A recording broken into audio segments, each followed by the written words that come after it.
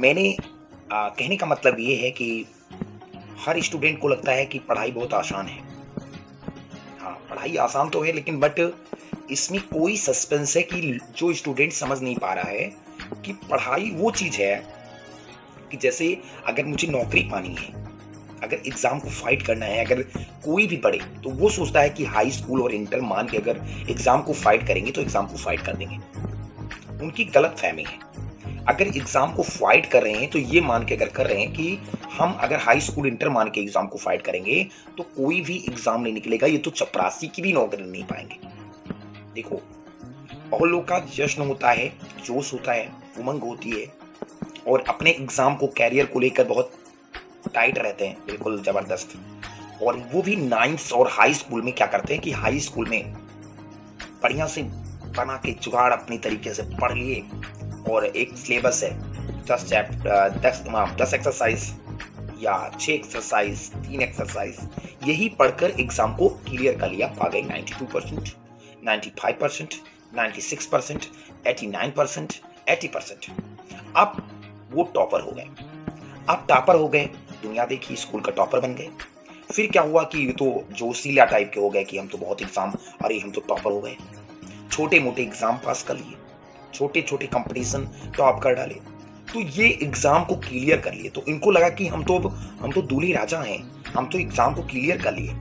लेकिन फिर बाद में क्या होता है कि हाई स्कूल के बाद वो अपने आप को राजा समझते हैं, फिर राजा की 11th पढ़ते हैं, 12th पढ़ते हैं, फिर वैसे से इनका क्या होता है, कैरियर खत्म हो जाता है। हाई स्कूल के बाद उनको घमंड आ गया, पूरा प्राउड फील कर लिए, फर्स्ट ईयर खत्म, 12th खत्म, एग्जाम क्लियर नहीं होना है, शादी हो गई उसके बाद। तो अगर हुनर है आप में, अगर आप कह रहे हो कि हाई स्कूल में टॉपर हैं, तो बेटा वही टारगेट आप इंटर में रखिए। इंटर में टॉपर हुई तो आपको इंटर में टॉपर होने का मतलब आप समझें कि अगर आपको जोश बना के अगर हाई स्कूल में पढ़े हो तो इंटर में जोश बना के पढ़ो। तो जाने अगर वो समझ के पढ़ोगे कि आज हम वनडे एग्जाम क्लियर कर लेंगे हाई स्कूल और इंटर पढ़ के, तो याद रखना जैसे मुन्नू सा बच्चा रहता है ना, वैसे आप लोग रह जाओगे।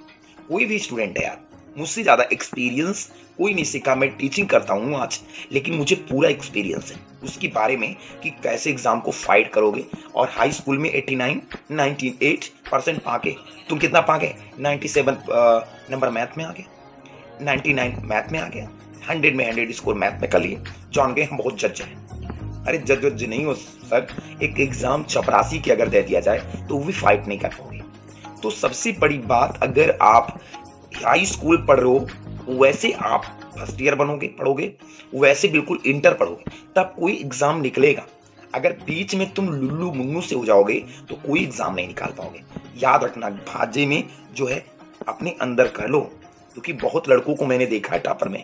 कोई किसी का मैंने उसको लगभग यही 2019 में, सॉरी 2020-21 में, हाँ 2021 में, 22 में, फिर 23 में, फिर 24 में मैंने किसी किसी का बिल्कुल 100% देखा है, किसी किसी का 100% रिजल्ट देखा मैंने। हाँ बिल्कुल, मैथ में 100 में 100 पाई हैं।